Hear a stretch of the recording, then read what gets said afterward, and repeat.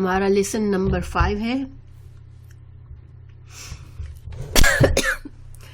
Lesson number 5 سورہ الاعراف آیت 34 سے 43 تک.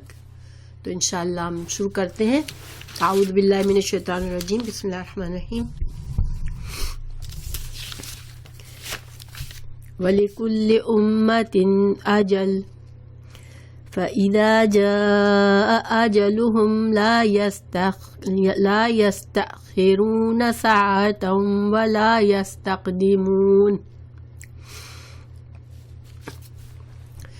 تو ترجمہ پڑھتے ہیں.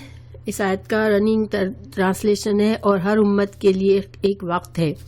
پھر جب ان کا وقت آ جاتا ہے تو وہ ایک گھڑی نہ پیچھے ہوتے ہیں نہ آگے ہوتے ہیں. تو پہلے ہم یہ دیکھتے ہیں کہ آج کے سبق کا پیچھے سے کیا تعلق ہے. ٹھیک ہے انشاءاللہ. وعلیکم السلام ورحمۃ اللہ. مفسیہ اوکے. تو پیچھے اگر ہم غور کریں، ابھی تک ہم نے سورہ اعراف میں دیکھا کہ سورہ اعراف جو ہے وہ پہلی بات یہ کہ اس کا شان نزول، اس کا جو نزول کا وقت تھا وہ کسی کو یاد ہے؟ سورہ اعراف مکی صورت ہے یا مدنی ہے؟ سورہ اعراف جو ہے وہ مکی صورت ہے اور وہ مکہ کے اس دور میں نازل ہوئی جب کہ رسول اللہ صلی اللہ علیہ وسلم کے لیے بہت زیادہ مشکلات تھیں. وہ آلموسٹ ہجرت کے کچھ عرصے پہلے کے وقت کی نازل ہوئی ہے. اینڈ میں مکی پیریڈ کے اینڈ میں آلموسٹ نازل ہوئی ہے. جی ماشاءاللہ. اور اس وقت حالات اتنے سنگین تھے کہ رسول اللہ صلی اللہ علیہ وسلم کوئی قتل کے پلاننگ ہو رہی تھی اور اب آپ صلی اللہ علیہ وسلم کے ساتھ کھلم کھلا دشمنی تھی، کیونکہ آپ صلی اللہ علیہ وسلم کے چچا بھی جا چکے تھے دنیا سے اور آپ کی وائف حضرت خدیجہ بھی رضی اللہ عنہ بھی جا چکی تھی، رضی اللہ عنہ بھی جا چکی تھی. تو اب جیسے آپ صلی اللہ علیہ وسلم کو کوئی فیملی بیکنگ نہیں تھی، جو کہ وہاں کے ماحول کے لحاظ سے فیملی کی بیکنگ بہت ضروری ہوتی تھی انسان کے پروٹیکشن کے لیے. تو اب قریش جو تھے وہ سخت ترین جیسے کہ دشمنی کے آخری لمٹ تک آ گئے تھے. اللہ تعالیٰ نے ان حالات میں نازل فرمائی سورہ اعراف، اور اس میں قریش، مکہ کی قریش کو سخت وارننگ ہے، سخت انذار ہے، بہت سختی سے ڈرایا گیا. ان کو مثالیں دی گئی پچھلی قوموں کی کہ کس طرح سے اللہ نے ان کو تباہ کیا. تو ان اے وے ان کو قریش کو اشارہ دیا کہ اب تمہاری مہلت بھی ختم ہونے والی ہے. تو اللہ تعالیٰ نے مگر یہ اللہ کا انداز ہے کہ اللہ تعالیٰ جہاں بھی ڈراتے ہیں، کوئی ڈرانے والی بات بتاتے ہیں تو ساتھ ہی ساتھ نصیحت کا پہلو بھی رکھتے ہیں. ساتھ ہی ساتھ جیسے اگر کسی کے دل میں تھوڑی سی بھی نرمی ہے تو شاید وہ اس سے نصیحت لے. تو اللہ تعالیٰ ساتھ ساتھ نصیحت بھی فرماتے ہیں. تو اللہ تعالیٰ نے اس طرح سے سورہ کا آغاز کیا کہ قرآن کے نزول کا مقصد بتایا کہ قرآن جو ہے وہ اسے ہدایت کا پیغام ہے. رسول اللہ صلی اللہ علیہ وسلم جو ہے وہ اللہ کی طرف سے یہ ہدایت کا پیغام لے کر آئے ہیں، اور جو اس دعوت کو قبول کرے گا آپ صلی اللہ علیہ وسلم ان کے لیے نذیر یعنی کہ بشیر ہے، بشارت دینے والے، خوشخبری دینے والے ہیں، اچھے انجام کی، جنت کی خوشخبری دینے والے ہیں. اور جو لوگ اس دعوت کو ٹھکرائیں گے وہ اور نبی صلی اللہ علیہ وسلم سے دشمنی کریں گے تو پھر ان کے لیے ہلاکت ہے اور ذلت کی موت ہے. تو یہ اس طرح سے آغاز ہوا اس سورہ کا. اور ساتھ ساتھ آخرت کے بارے میں بھی بتایا گیا کہ آخرت جو ہے وہ آنے والی ہے. یہ نہیں ہے کہ اس دنیا کی زندگی تمہاری زندگی ہے بس، اس کے بعد تمہیں کوئی پوچھنے والا نہیں ہے. تو عبرت کے لیے ان کے سامنے نقشہ کھینچا گیا کہ آخرت جو ہے وہ تو آخرت جو ہے وہ آنے والی ہے اور تمہارا انجام تم کو حساب دینا پڑے گا. رسولوں سے بھی پوچھا جائے گا اور تم سے بھی پوچھا جائے گا کہ تم نے کیا کیا رسولوں کی دعوت کا. اس کے بعد اللہ سبحانہ تعالیٰ نے انسانوں کو سمجھانے کے لیے حضرت آدم اور ابلیس کا واقعہ یہاں پر دوبارہ بیان کیا ہے. سورہ بقرہ میں بھی بیان کیا تھا حضرت آدم کی پیدائش اور کس طرح سے شیطان نے حضرت آدم اور حوا علیہ السلام کو گمراہ کیا تھا اور ان کو جنت سے نکالا تھا. تو یہ واقعہ یہاں پر پھر دہرایا گیا تھوڑا سا زیادہ ڈیفرنٹ وے میں، اور اس سے آدم کی اولاد کو سمجھایا، انسانوں کو سمجھایا کہ شیطان کس طرح تم کو گمراہ کرتا ہے. تو تمہارے جسم کا لباس اترواتا ہے، جس طرح اس نے تمہارے ماں باپ کا جنت کا لباس اتروایا تھا اور ان کو جنت سے نکلوایا تھا، اسی طرح تم سے تقویٰ کا لباس اترواتا ہے اور تم کو گناہ کی زندگی میں ڈال کر جنت سے محروم کرتا ہے.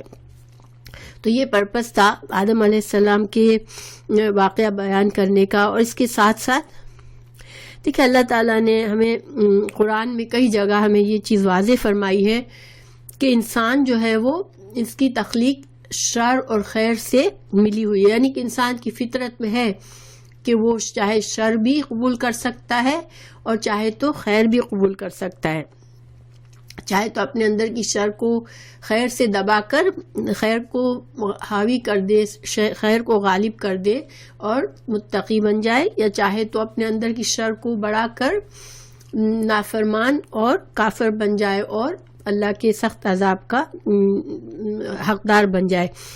تو یہ چیز ہمیں سورہ شمس میں آیت 7 اور 10 میں بہت اچھی طرح بتائی. اللہ تعالیٰ نے فرمایا کہ اللہ نے تمہارے نفس کو ٹھیک سے بنایا، پھر تمہارے اندر خیر اور شر کا الہام کر دیا. یعنی اللہ تعالیٰ نے ہمیں خود بتایا ہے کہ شر بھی انسان کے اندر ہے، شر کی صلاحیت بھی ہے اور خیر کی صلاحیت بھی ہے. تو جس نے تقوی اختیار کر کے خیر کو بڑھایا وہ کامیاب ہو گیا، جس نے نفس کی بدی کو اپنے اوپر حاوی کر لیا تو پھر وہ برباد ہو گیا.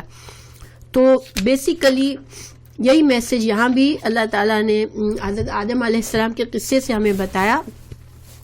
اور سورہ بقرہ میں بھی اچھا تو انشاءاللہ یہ بیک گراؤنڈ ہے، ٹھیک ہے. اب اس بیک گراؤنڈ میں ہم واپس آتے ہیں آج کے لیسن پر. یہاں تک ہم نے یہ خلاصہ ہمارے لیے تھا. تو یہاں آج کی جو آیات ہے اس میں اللہ سبحانہ تعالیٰ نے یہ ساری باتیں ظاہر قریش بھی سنتے تھے، وہ عرب تھے، وہ سمجھتے تھے.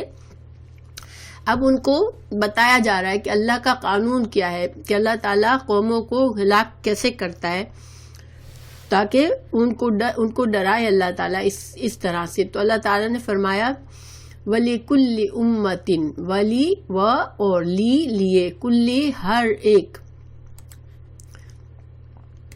امت کے لیے، ہر ایک قوم کے لیے، ہر ایک نسل کے لیے، ہر امت کے لیے اجلن ایک مہلت ہے.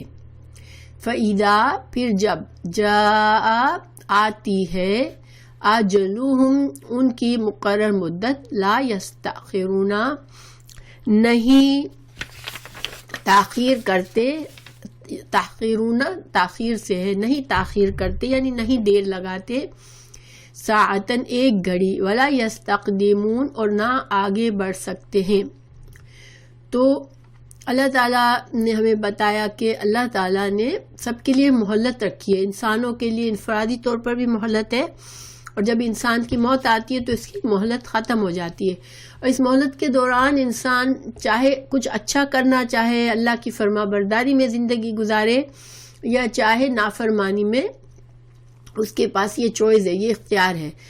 تو لیکن پھر جب اس کی مہلت ختم ہوتی ہے تو بس اس کو دنیا سے جانا پڑتا ہے، پھر اس لمحے سے ایک لمحہ بھی آگے پیچھے نہیں ہوتا. تو جس طرح افراد کی مہلت فکس ہے، اسی طرح جو قومیں اللہ کی نافرمانی میں اس قدر آگے بڑھ جاتی ہے کہ اس قوم میں کوئی خیر نہیں رہتی، کوئی انسان وہاں پر اچھا نہیں ہوتا. اور انبیاء کو اللہ تعالیٰ نے بھی اللہ بھیجتا ہے انبیاء کو، اور جب انبیاء کے ساتھ وہ غلط رویہ کرتے ہیں، انبیاء کو جھٹلاتے ہیں، تو پھر کیا ہوتا ہے کہ اب اللہ تعالیٰ جب اس قوم کی اخلاقی حالت اتنی گر جاتی ہے کہ اب ان کے اندر کوئی خیر کی گنجائش نہیں رہتی، تو اللہ تعالیٰ پوری قوم کو تباہ کر دیتا ہے۔ مگر اللہ تعالیٰ مومنوں کی کہاں کثرت جہاں ہوتی ہے جس قوم میں، اس کو اس طرح سے تباہ نہیں کرتا، اس کو پھر فردن انسان دنیا سے جاتے رہتے ہیں، اس طرح سے پوری نسل بدل جاتی ہے۔ مگر جو قومیں سرکش ہوتی ہے، ان کی پوری قوم جب اللہ کی طرف سے عذاب آتا ہے تو ایک لمحے میں ختم ہو جاتی ہے۔ تو اللہ تعالیٰ نے یہ بات بتائی، اور یہ بات سے ایک طرح سے قریش کو ڈرایا جا رہا ہے کہ تم بھی سمجھ جاؤ تمہاری مہلت اب ختم ہونے والی ہے، کیونکہ تم جو ہو، کیونکہ قریش جو تھے وہ سفر کرتے تھے، اور وہ ان کے نزدیک انہوں نے سمود کی قوم کے اثرات دیکھے تھے، انہوں نے قوم لوط کے اثرات دیکھتے تھے، قوم عاد کے اثرات دیکھتے تھے، تو ان کو پتہ تھا قوم صالح علیہ السلام کی، شعیب علیہ السلام کی قوم کے اثرات ان کو پتہ تھا، ان ساری قوموں کے واقعات پتہ تھے کہ ان قوموں پر اللہ کا عذاب آیا تھا ان کی نافرمانیوں کی وجہ سے، اور وہ تباہ و برباد ہو گئی تھی۔ تو یہاں پر اللہ تعالیٰ نے ان کو بتایا کہ ان کی مدت پوری ہوئی تو وہ چلے گئے، اب تمہاری مہلت بھی پوری ہونے والی ہے، اور تمہارے ساتھ بھی وہی ہو سکتا ہے جو ان قوموں کے ساتھ ہوا۔ اب اللہ تعالیٰ اگلی آیت میں فرماتے ہیں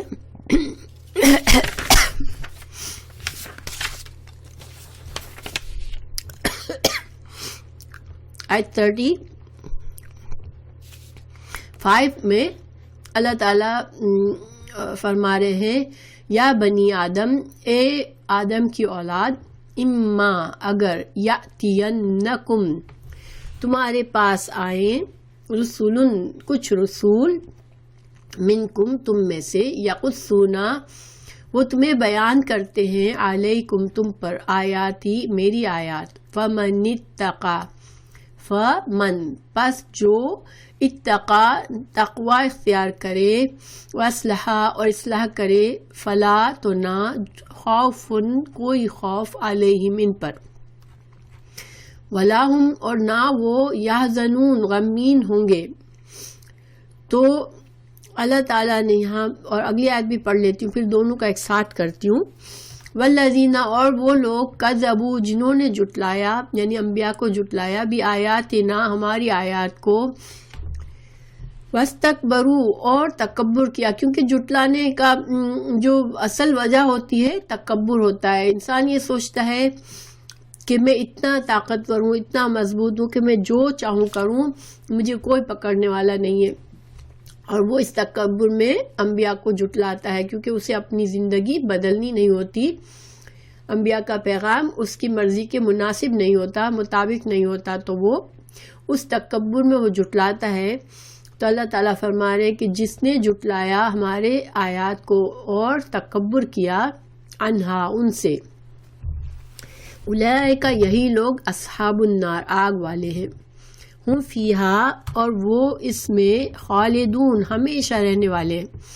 اب ان دو آیات کے سیملر آیات جو ہے اللہ تعالیٰ مور اور لیس سیم آیات اللہ تعالیٰ نے جب سورہ بقرہ میں حضرت آدم اور ابلیس کا قصہ بیان کیا تھا، اور پھر حضرت آدم علیہ السلام کو جنت سے نکلنے کا حکم دیا تھا، زمین پر بھیجا تھا، تو اس وقت سیم میسج دیا تھا کہ میرے انبیاء آئیں گے ہدایت لے کر، اور جو میری انبیاء سے ہدایت کو قبول کرے گا اور تو وہ کامیاب ہوں گے، ان کو کوئی خوف نہیں ہوگا، ان پر کوئی غم نہیں ہوگا، اور جو لوگ جھٹلائیں گے میری آیت کو اور اس تکبر کریں گے تو وہ آگ میں جائیں گے۔ تھوڑے سے الفاظ میں فرق تھا، باقی یہی میسج تھا۔ تو یہاں پر اس میسج کو اگر ہم غور کریں تو یہاں پر بھی ڈراوا ہے قریش کے لیے کہ تم سمجھتے ہو تمہیں کوئی پکڑنے والا نہیں ہے، تو سنو کہ اللہ تعالیٰ کا یہ طریقہ ہے، اللہ کا یہ قانون ہے کہ اللہ لوگوں کی ہدایت کے لیے بھیجتا ہے، اللہ تعالیٰ رسولوں کو بھیجتا ہے، لیکن جب ان رسولوں کے جو لوگ ان کی دعوت کو مان کر ایمان لے آتے ہیں اور اس کے مطابق زندگی گزارتے ہیں تو پھر وہ کامیاب ہوتے ہیں، ان کو کوئی خوف یا غم پھر نہیں ہوتا۔ تو تم جو ہے تم جھٹلا رہے ہو، تم استکبار کر رہے ہو، تم تکبر کر رہے ہو، تو جو تکبر کرتے ہیں پھر ان کا جو انجام ہوگا وہ آگ ہوگا۔ تم یہ مت سمجھو کہ اس دنیا کی زندگی کے بعد تمہیں کوئی پوچھے گا نہیں، تمہارے لیے آخرت کا عذاب موجود ہے۔ تو یہاں پر خاص غور کرنے والی بات کیا ہے کہ اللہ تعالیٰ نے فرمایا کہ لا خوف علیہم ولا هم یحزنون، اللہ تعالیٰ نے یہ نہیں فرمایا ان کے لیے جنت ہے، ٹھیک ہے؟ تو کئی جگہ پہ اس طرح سے اللہ نے فرمایا ہے کہ مطلب یہی ہے کہ وہ جنت میں جائیں گے، کیونکہ جنت ہی ایسی جگہ ہے جہاں پر کوئی خوف یا غم نہیں ہوگا، کیونکہ اللہ سبحانہ تعالیٰ نے انسان کو جب پیدا کیا تو اللہ تعالیٰ نے فرمایا کہ انسان کبد میں پیدا ہوا ہے۔ اللہ تعالیٰ نے سورہ بلد میں فرمایا ان الانسان لقد خلقنا الانسان فی کبد، کہ یقیناً انسان کو مشقت میں پیدا کیا گیا ہے۔ مطلب کیا ہے کہ اس دنیا میں کوئی بھی انسان خوف اور غم سے فارغ نہیں ہے بالکل۔ مسلسل ہماری زندگی میں جو ہے وہ یا تو ہمیں خوف فیوچر کا ہوتا ہے اور غم ماضی کا ہو جاتا ہے، تو یا تو ہمیں آئندہ ہونے والی چیزوں کے بارے میں خوف رہتا ہے، ہماری صحت کے بارے میں، ہمارے مال کے بارے میں، ہماری اولاد کے بارے میں، اور یہ خوف ہمیں پریشان کرتا ہے، یا پھر ہمیں جو ماضی میں جو خرابیاں ہو گئی، جو غلطیاں ہو گئی، جو مشکل آ گئی، جو کام خراب ہو گئے، ان کا غم ہمارے جان نہیں چھوڑتا۔ تو خوف اور غم جو ہے دو جذبات ہیں جو انسان کی زندگی بھر اس پر حاوی رہتے ہیں اور اس کی زندگی کو مشقت میں ڈالتے ہیں۔ تو مگر جنت ایسی جگہ ہے جہاں پر یہ دو جذبات نہیں ہوں گے، ٹھیک ہے؟ اور دنیا میں بھی جو انسان اللہ کے طریقے پر چلے گا، رسولوں کی بات مانے گا، تو اس کے پر بھی حالات تو اپ اور ڈاؤن ہوں گے، اس کے لیے بھی مستقبل کے اندیشے ہوں گے، خوف اور حزن تو ان کے لیے بھی ہوگا دنیا میں، مگر دنیا کا خوف اور حزن جو مومنوں کا، جن کو اللہ پر بھروسہ آتا ہے، وہ ڈیفرنٹ ہوتا ہے جیسے کافروں سے۔ مومن کو دنیا کا خوف اور دنیا کا غم کبھی ہلاک نہیں کرتا، وہ وقتی طور پر ایک جھٹکا سا آتا ہے، وہ اس جھٹکے میں بالکل ڈوب جاتا ہے، لیکن پھر وہ اللہ کے بھروسے سے، اللہ سے دعائیں کر کے باہر نکل آتا ہے۔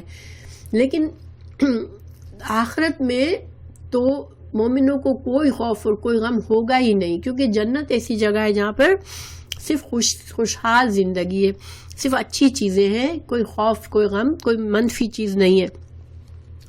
تو اللہ تعالیٰ نے یہ فرمایا کہ جو لوگ اللہ کی بات مانیں گے پھر وہ خوف اور غم سے بچ جائیں گے۔ پھر ساتھ ہی ساتھ بتا دیا کہ جھٹلانے والوں کا اور استکبار کرنے والوں کا جو ہے وہ انجام آگ ہوگا، چاہے وہ مانے کہ نہ مانے کہ آخرت میں ان کو اٹھنا ہے دوبارہ، مگر یہ حق ہے، اور اللہ تعالیٰ حق کے ساتھ بتا رہا ہے کہ ان کا انجام برا ہوگا اور آگ ہوگی ان کے انجام۔ اب آگے ہمیں اللہ تعالیٰ بتائیں گے کہ تھوڑی سی جھلکیاں دیں گے کہ جہنم کی کیسی جگہ ہے، ان کا کیا حال ہوگا جو جہنم میں جائیں گے۔ لیکن اس سے پہلے اللہ سبحانہ تعالیٰ جو ہے وہ کچھ ایسے جرائم بتا رہے ہیں جو کہ انسان کو سدھرنے نہیں دیتے، اور انسان جو ہے جب ان میں پڑ جاتا ہے تو وہ پھر گناہ سے باہر نہیں نکل سکتا، اس گناہ کی زندگی سے نہیں نکل سکتا۔ وہ کیا ہے؟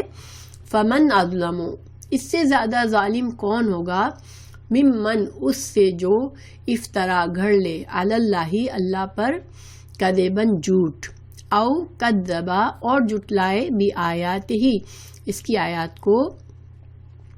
اتنے ٹکڑے کی پہلے کرتے ہم تفسیر کہ اس سے بڑا ظالم کون ہے جو اللہ پر افطرا کرے. تو اللہ پر افطرا کرنا کیا ہے؟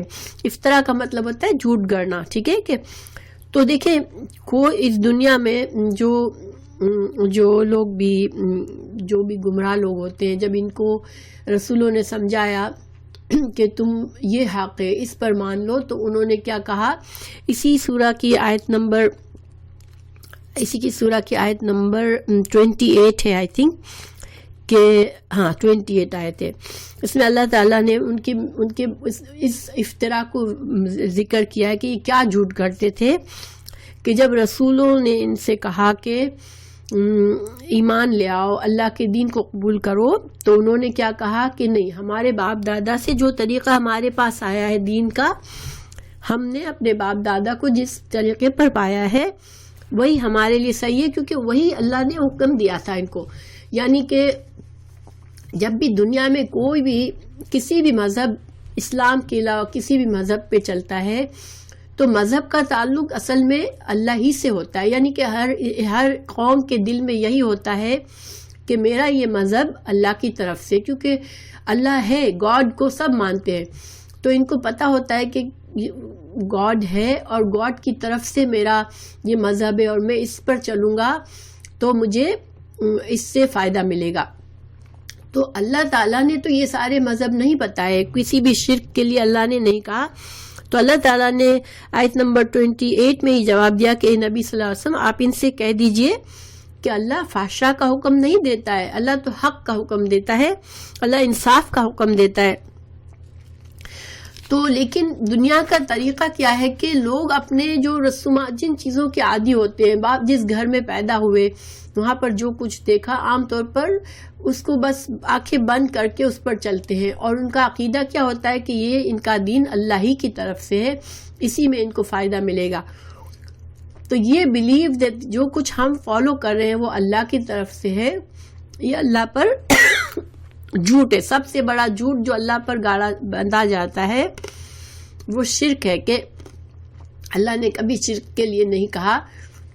تو لیکن اگر جو لوگ شرک کرتے ہیں اور یہ سمجھتے ہیں کہ وہ اللہ کے دین کو مانتے ہیں، تو یہ سب سے بڑا جھوٹ اللہ کے اوپر لگا رہے ہیں. قریش بھی آپ کو پتہ ہے کہ وہ اللہ سے ہی دعا مانگتے تھے، بتوں سے تو مانگتے تھے، لیکن جب ان کو لگتا تھا بہت بڑا معاملہ ہے تو وہ اللہ سے مانگتے تھے. جب جنگ بدر میں جنگ کے لیے جا رہے تھے تو جو ابو جہل تھا اس نے اللہ ہی سے دعا مانگی تھی کہ اللہ آج جو ہے وہ تو جو سچے دین کو تو فلا دینا. مجھے اس کے الفاظ یاد نہیں ہے کیونکہ میرے سامنے اس وقت نہیں ہے، لیکن وہ اللہ سے ہی دعا، فیصلے کی دعا مانگ کے گیا تھا.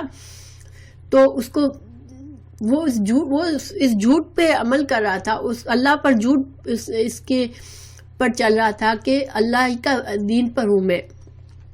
تو اللہ تعالیٰ نے کہا کہ نہیں، اللہ تعالیٰ غلط چیزوں کا حکم نہیں دیتا، شرک کا حکم نہیں دیتا. تو یہ بہت بڑا، ایک تو کفر اور شرک کرنا ہی گناہ ہے، لیکن یہ بلیو کرنا کہ یہ اللہ کی طرف سے ہے تو یہ بہت بڑا ظلم ہے. فمن اظلم، اس سے بڑا ظالم کون ہوگا؟ یعنی کہ شرک اٹسیلف ظلم ہے، غلط مذہب پہ، غلط عقیدے پہ چلنا بھی ظلم ہے، لیکن یہ ماننا کہ یہ جو میرا دین ہے جس پر میں چل رہا ہوں یہ اللہ کی طرف سے ہے، یہ بہت زیادہ بڑا ظلم ہے.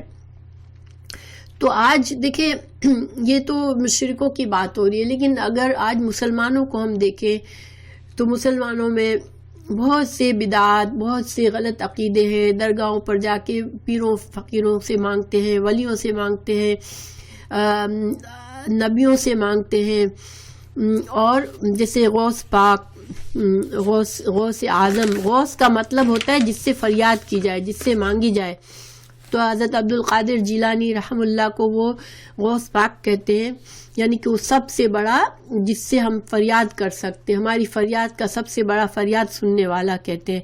اسی طرح مشکل کشا کہتے ہیں. اسی طرح رسول اللہ صلی اللہ علیہ وسلم کو بھی غوث پاک سمجھتے ہیں. کچھ لوگ حضرت علی کو پکارتے یا علی مدد کہتے ہیں. یہ سب شرکیہ باتیں، ٹھیک ہے. اور بہت سے مسلمان خود کو مسلمان کہتے ہوئے یہ سب کرتے ہیں، اس کا مطلب ہے وہ اللہ پر جھوٹ باندھتے ہیں. تم خود کو مسلمان کہتے ہو، اس کا مطلب ہے تم اللہ کے دین پر ہو لیکن تم شرک کرتے ہو.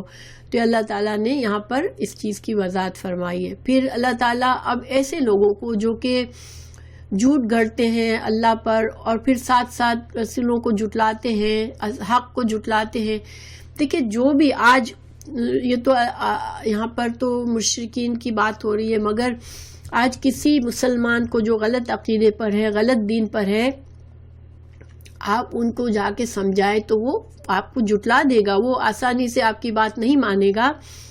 وہ اپنے باپ دادا کے طریقے پر ہی رہنا چاہتا ہے اور اسی کو سچ مانتا ہے. تو اللہ سبحانہ تعالیٰ فرما رہے ہیں کہ ایسے لوگوں کے بارے میں بتا رہے ہیں کہ اولئک، یہی لوگ، ینالہم، پا لے گا ان کو، پہنچے گا ان کو، نالا ینولو، پہنچ جائے گا ان کو، پہنچتا رہے گا ان کو، نصیبہم، ان کا حصہ. نصیب ہم اردو میں کہتے ہیں ہماری تقدیر کو، ٹھیک ہے. یہاں بھی مور لیس اسی معنی میں ہے کہ اللہ تعالیٰ نے ہر انسان کے لیے اس کی عمر، اس کا رزق، اس کے لیے راحت، اس کے لیے رنج، اس کو دنیا میں جو کچھ پہنچنے والا ہے، اس کو جو اچھائی کے نیکی کے اس کو مواقع ملیں گے، اس کو بدی سے بچنے کا موقع ملے گا، اس کو توبہ کرنے کا موقع ملے گا. یعنی یہ ساری چیزیں انسان کی زندگی کی مہلت ہے. اللہ تعالیٰ نے جس کے قدر میں، جس کی نسبت میں، جس کے نصیب میں لکھا ہے، اور وہ کہاں لکھا ہے؟ من الکتاب، لوح محفوظ میں لکھا ہے. الکتاب یہاں پر لوح محفوظ کے معنی میں ہے کہ اللہ تعالیٰ نے لوح محفوظ میں جو کچھ جس کے نصیب میں لکھا ہے کہ یہ اتنی عمر پائے گا اور یہ جو بھی گناہ کرنے کا اس کو موقع ملے گا وہ گناہ کرے گا یا ثواب کرے گا یا اچھا کرے گا. یہ سب کیا ہے؟ یہ انسان کا نصیب ہے. انسان کا رزق بھی اس کو لکھا ہوا ہے، چاہے وہ غلط طریقے سے کمائے، چاہے حلال طریقے سے، چاہے حرام طریقے سے، مگر اس کا لکھا ہوا رزق اس کو ملتا ہے. اس کی عمر بھی جو مہلت اس کی ہے، چاہے وہ فرما بردار ہے چاہے نافرمان ہے، اس کو اس کی مہلت ملتی ہے. تو اللہ تعالیٰ نے فرمایا کہ ایسے لوگوں کو ان کا نصیب، ان کا لکھا ہوا حصہ مل جائے گا. ٹھیک ہے. اللہ تعالیٰ نے یہ بات اور جگہوں پر بھی قرآن میں فرمائی ہے. سورہ یونس آیت 69-70 میں فرمایا، بے شک جو لوگ اللہ پر جھوٹ باندھتے ہیں وہ فلاح نہیں پائیں گے. ان کے لیے جو فائدے ہیں وہ صرف دنیا میں ہے، پھر ان کو ہماری طرف لوٹ کر آنا ہے، پھر اس وقت ہم ان کو عذاب شدید کے مزے چکھائیں گے کیونکہ وہ کفر کی باتیں کرتے ہیں. اسی طرح سورہ لقمان میں فرمایا آیت 23-24 میں کہ نافرمانوں کو ہم دنیا میں تھوڑا فائدہ دیں گے، یعنی کہ جو فائدہ ان کے نصیب میں ہے وہ ملے گا انہیں. یہ نہیں کہ جس نے نافرمانی کی وہ فوراً سے اچک لیا جائے گا دنیا سے، نہیں. اس کو اللہ نے جو حصہ دیا ہے وہ کرے گا. جبھی تو ہم دیکھتے ہیں نا کہ اللہ کے بڑے بڑے مجرم جو ہیں وہ آج بہت اچھی زندگی بھی گزار رہے ہوتے ہیں، تو ان کی ابھی مہلت پوری نہیں ہوئی ہے. ٹھیک ہے. تو ہمیں کچھ سبق کیا ملے اس میں کہ دین اللہ کا طریقہ ہے اور وہ ہے قرآن اور حدیث. ٹھیک ہے.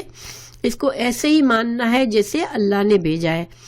اس کے علاوہ اگر کچھ دین میں شامل کیا جاتا ہے تو پھر یہ اللہ پر جھوٹ باندھنا ہے. ٹھیک ہے. اس لیے بہت امپورٹنٹ ہے کہ دین کو انسان صحیح سیکھے اور اس پر عمل کرے، کیونکہ بہت سی چیزیں چلی آ رہی ہوتی ہیں ہمارے خاندانوں میں، ہمارے رشتہ داروں میں، ہمارے ماحول میں، اور ہم کبھی غور نہیں کرتے. ہم سمجھتے ہیں کہ ہاں یہ دین ہے ہمارا. ہم جب بھی جو بھی چیز، جو بھی کام عبادت کی نیت سے کرتے کہ ہمیں اس میں ثواب ملے گا، اجر ملے گا، تو وہ اصل میں ہمیں اللہ ہی کے لیے اور اللہ کے طریقے سے کرنی چاہیے. عبادت کے لیے اصول ہے، یہ ایک قانون ہے اسلام کا کہ عبادت کے لیے دلیل چاہیے. یعنی کسی چیز کو عبادت کہنے کے لیے قرآن اور حدیث کی طرف سے دلیل چاہیے کہ ہاں یہ اللہ نے کہا ہے کہ یہ کام کرو، اس میں اجر و ثواب ہے، یہ عبادت ہے. اس کے علاوہ کسی بھی چیز کو عبادت سمجھ کر کرنا یہ اللہ پر جھوٹ باندھنا ہے. تو حالانکہ دنیا کی زندگی میں حلال حرام جو ہم استعمال کرتے ہیں، اس کے لیے اللہ کا یہ قانون ہے کہ اللہ نے ہر چیز تمہارے لیے بنائی ہے، ہر چیز حلال ہے. انلیس کہ حرام کی دلیل آ جائے کہ یہ کام حرام ہے. مگر عبادت کے معاملے میں اس سے اپوزٹ ہے قانون. تو عبادت وہ ہے صرف جس کی دلیل ہو. اگر تمہیں قرآن اور سنت سے وہ عبادت ثابت نہیں ہے تو تم نے اگر اس کو عبادت سمجھ کے کیا یا اس کو پھیلایا، اس کو رواج دیا، تو تم نے اللہ پر جھوٹ باندھا. تو بہرحال اللہ سبحانہ تعالیٰ نے کہ یہ وعدہ سچ ہے کہ مہلت ہے ہمارے لیے، اور اس مہلت کا وقت بہت قیمتی ہے. اس مہلت میں انسان اگر اس کو جہالت میں گزار دیتا ہے، لاپرواہی میں گزار دیتا ہے، تو پھر کیا نقصان ہے. کافروں کا نقصان تو اللہ نے یہاں بتایا، لیکن اللہ تعالیٰ نے یہاں دیکھیں اوپر پورے انسانوں کو کا ذکر کیا کہ سارے انسانوں کے لیے یہ ہدایت ہے، اور اس میں جو متقی لوگ ہیں وہ اس سے فائدہ اٹھاتے ہیں. تو اللہ سبحانہ تعالیٰ جب بھی ایون کافروں کو بھی کوئی دھمکی دے تو ہمیں ضرور غور کرنا ہے کہ اس کا کوئی ذرا سا بھی حصہ ہماری زندگی میں نہ ہو، تو انشاءاللہ ہم بھی فلاح پائیں گے اللہ نے چاہا تو. پھر اللہ تعالیٰ نے فرمایا کہ ان کو ان کے نصیب کا حصہ ملے گا، حتیٰ یہاں تک کہ اذا جب جاءتہم آ جائیں گے ان کے پاس رسولنا ہمارے فرشتے، یتوفونہم وہ ان کو فوت کریں گے، ان کی روح قبض کر رہے ہوں گے. تو اس وقت کیا کہیں گے؟ قالو وہ کہیں گے یعنی فرشتے کہیں گے، اینا کہاں ہے، ما جو کنتم تھے تم، تدعونا تم پکارتے تھے، من دون اللہ اللہ کے سوا. یعنی فرشتے بہت غضب کے ساتھ آئیں گے. جو کافروں کے پاس آئیں گے وہ فرشتے جو ہے وہ رحمت کے فرشتے نہیں ہوں گے، وہ غضب کے فرشتے ہوں گے کہ وہ ان کو ماریں گے، ان کو ڈانٹیں گے، ان کو اور برا فیل کرائیں گے، ان کو دھمکائیں گے کہ اب بتاؤ کون بچانے والا ہے تمہارا، وہ کہاں گئے تمہارے شریک جن کو تم سمجھتے تھے اللہ کے علاوہ، جو تم نے شریک بنا کے رکھے تھے، غوث پاک ہو چاہے کوئی اور ہو جس کو تم سمجھتے ہو کہ ہم ان سے فریاد کریں گے، ہم ان سے دعا کریں گے، ہم ان کو پکاریں گے، اب وہ بلاؤ ان کو. یا بت تھا کوئی بت تھے یا کوئی بھی تھا، اس کو بلاؤ اب تم. کہاں گئے وہ؟ تو وہ کہیں گے قالو ضلوا گم ہو گئے، انا ہم سے، وشہدوا اور وہ گواہی دیں گے، اعلیٰ خلاف انفسہم اپنے نفسوں کے. جب اعلیٰ آتا ہے تو عام طور پر خلاف کسی چیز کے خلاف ہوتا ہے، معنی الہ ہوتا ہے وہ اس کی طرف ہوتا ہے. تو اپنے خلاف اپنے نفسوں کے خلاف وہ گواہی دیں گے، انہم بے شک وہ، کانو تھے وہ، کافرین وہ کافر تھے. یعنی کہ ان کو اسی وقت احساس ہو جائے گا جس وقت ان کی روح نکالی جا رہی ہوگی، اسی وقت ان کو احساس ہو جائے گا کہ یہ ہم نے کیا کر دیا، ہم نے اپنی زندگی کو کیسے گزار دیا، کفر میں گزار دیا. تو وہ ان کی حسرت اس مومنٹ سے شروع ہو جائے گی جب ان کی موت آئے گی. وہ کہیں گے کہ ہم نے خود اپنے خلاف خود ہی گواہی دے دیں گے کہ ہاں یہ تو ہم نے تو کفر کر دیا. تو اب قال اللہ تعالیٰ فرمائے گا ادخلوا داخل ہو جاؤ، امم گروہوں میں، قد تحقیق خلط گزر گئے، من قبلکم تم سے پہلے، من الجن جنوں میں سے، والانس انسانوں میں سے، فی النار آگ میں. تو یہاں پہلے پیچھے جو بتائے گئے منظر وہ ان کی موت کے وقت کا منظر تھا. اب جو منظر بتایا جا رہا ہے اب جو ہے وہ اب ان کے جہنم میں داخل ہونے کا منظر بتایا جا رہا ہے کہ جہنم میں کافر کس طرح داخل ہوں گے. تو کافر اپنے عقیدے کے لحاظ سے، اپنے اپنے مذہب کے لحاظ سے، اپنے اپنے جرم کے لحاظ سے گروہ در گروہ، یعنی جس گروہ کا جو کرائم ہوگا وہ سب ساتھ ہوں گے. یعنی یہودی ایک ساتھ ہوں گے، عیسائی ایک ساتھ ہوں گے، مشرک ایک ساتھ ہوں گے، جتنے بھی مجرم ہیں، جتنے بھی مختلف مذہب ہیں، وہ اپنے اپنے گروہ کے ساتھ داخل ہوں گے. لیکن کہاں داخل ہوں گے؟ ان کے جیسے لوگوں میں، ٹھیک ہے. یعنی وہ جنت کے بھی دیکھیں، جنت کے جس طرح درجات ہیں اسی طرح جہنم کے بھی درجات ہیں.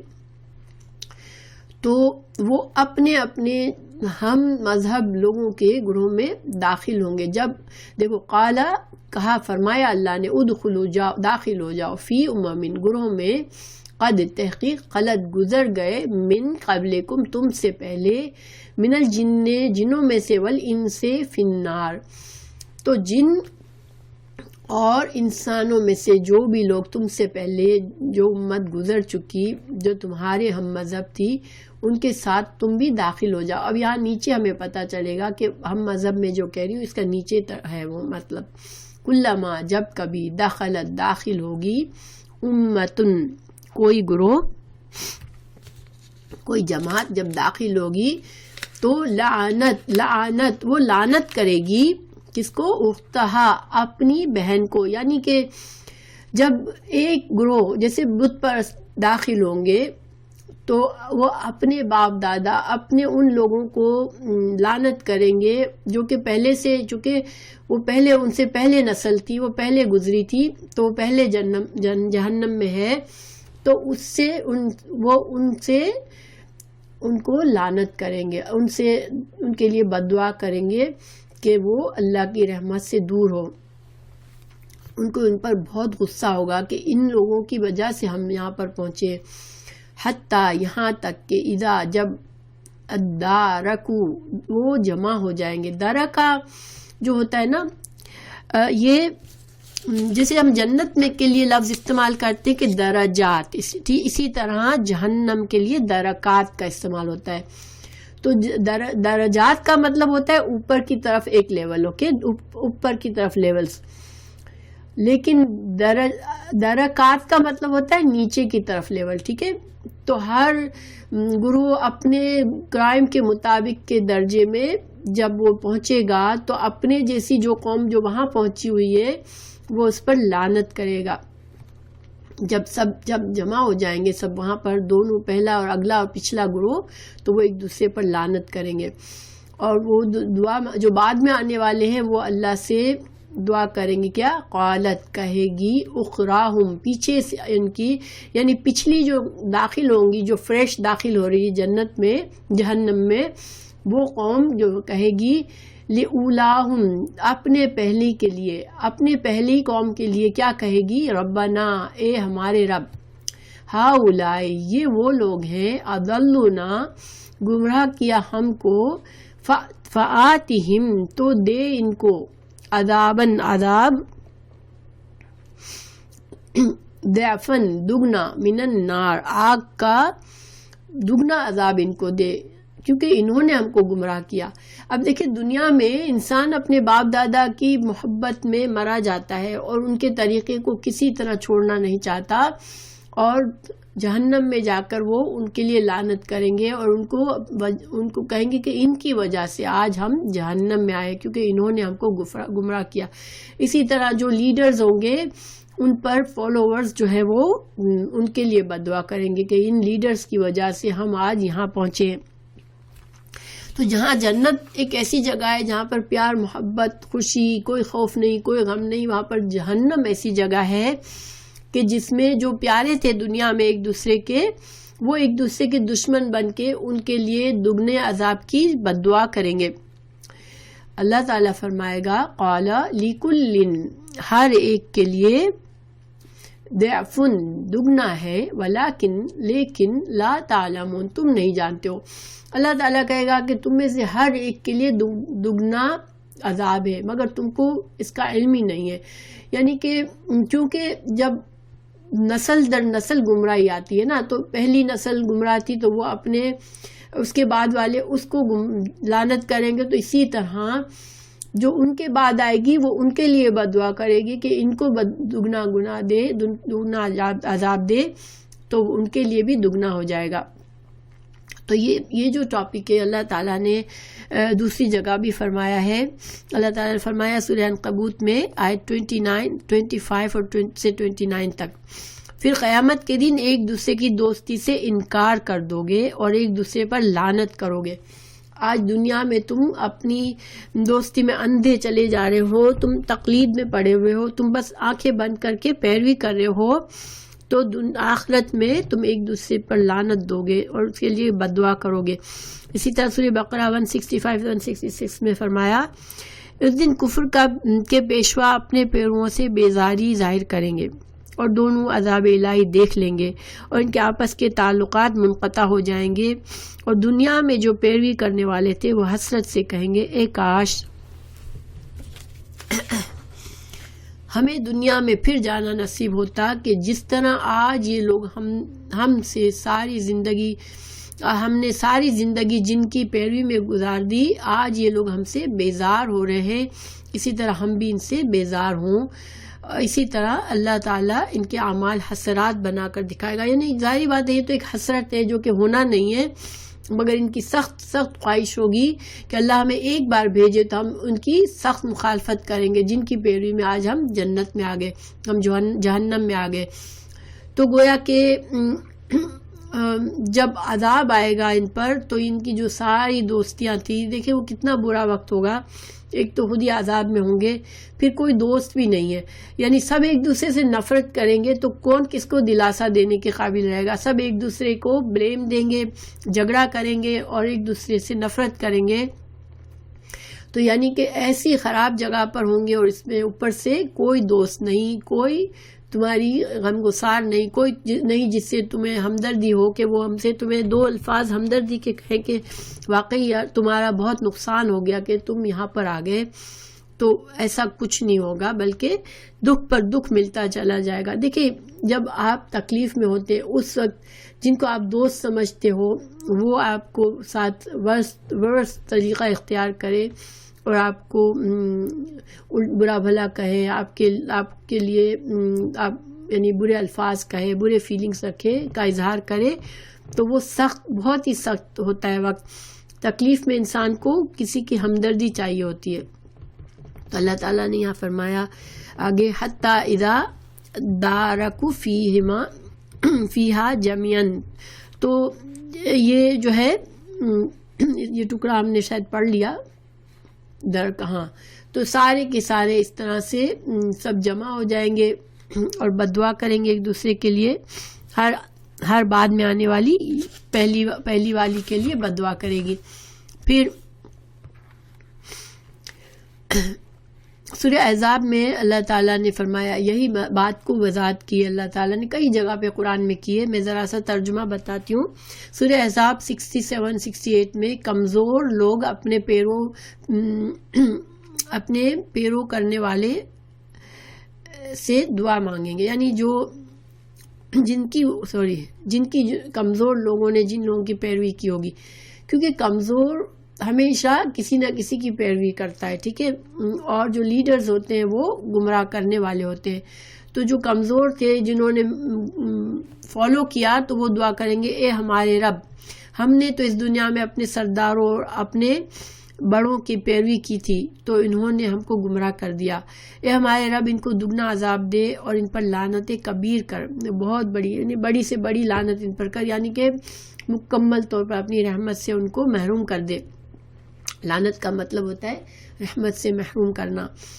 تو دنیا میں جو کمزور آنکھیں بند کر کے صرف اپنے لیڈرز کے پیچھے چل رہے ہیں اور یا پھر اپنے باپ دادا کے پیچھے چل رہے ہیں تو وہ بددعا کریں گے۔ اسی طرح سورہ نحل 88 میں ہے کہ جنہوں نے خود